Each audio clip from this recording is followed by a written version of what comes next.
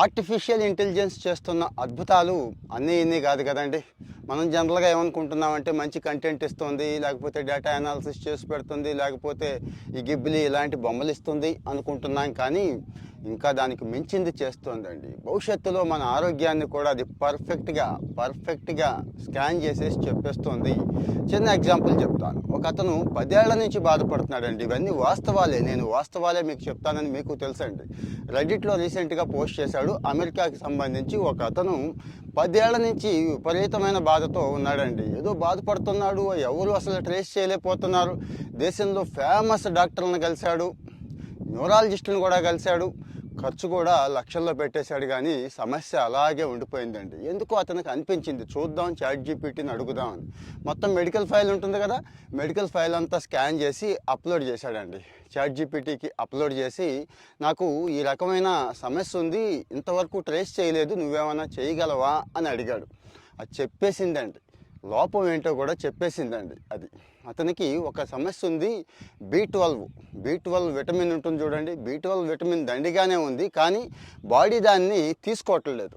తీసుకోకపోవడం వల్ల చాలా సమస్యలు వచ్చేస్తున్నాయి అని చెప్పి, నువ్వు B12 సప్లిమెంట్ తీసుకో అని చెప్పిందండి. అతను ఆశ్చర్యపోయాడు.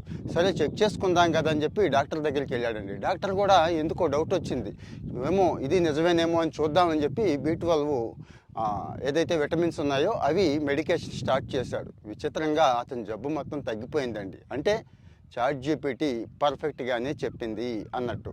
ఇక్కడ ఇతను హోమోజైగస్ A1298C MDHFR మ్యూటేషన్ అంటారండి దీన్ని. అది కూడా ChatGPTయే చెప్పేసింది. అంటే ఒక రకమైన జన్యుపరమైన లోపం అండి. అంటే చాలా తక్కువ మందికి ఈ సమస్య ఉంటుంది, అయినా కానీ అది పర్ఫెక్ట్గా ₹1 ఖర్చు లేకుండా చెప్పేసింది కదా. అంటే దీన్ని బట్టి మనం అర్థం చేసుకోవాలి, భవిష్యత్తులో వైద్య రంగం అద్భుతంగా ముందుకెళ్ళిపోతుంది.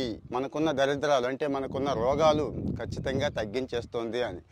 అలాగని మళ్ళీ ఇంకోటి చెప్తున్నానండి, సొంతంగా మీరు ఏదో అప్లోడ్ చేసేసి మీ కేస్ హిస్టరీ అదేదో టాబ్లెట్స్ ఇంజెక్షన్స్ చెప్పేస్తే తెచ్చేసుకొని వేసేసుకొని సొంత వైద్యం మాత్రం చేయొద్దు దయచేసి ఎవరు కూడా. సలహా తీసుకోండి, అంతకు మించి డాక్టర్ గారు ఏది చెప్తే అది మాత్రమే చేయండి అని నా ఉద్దేశం. సరే ఇవన్నీ వచ్చేసినాయి కదా, ఇంకేంటి హాయిగా ఉందాం, ఏది పడితే అది తిందాం, పని పాట లేకుండా కూర్చుందాం అనుకుంటారేమో. అదేమి నడవదండి. అదే ChatGPT చెప్తోంది, మంచి వర్కౌట్ చేయండి, మంచి ఫుడ్ తీసుకోండి, మంచి రెస్ట్ తీసుకోండి, హెల్త్కి ఇది మాత్రమే అవసరం అని కూడా చెప్తోంది. మరి ఫాలో అవుతూ ఉండండి. కామెంట్లో మీ ఒపీనియన్ చెప్పండి, మన వాళ్ళకు కూడా షేర్ చేయండి. Thank you.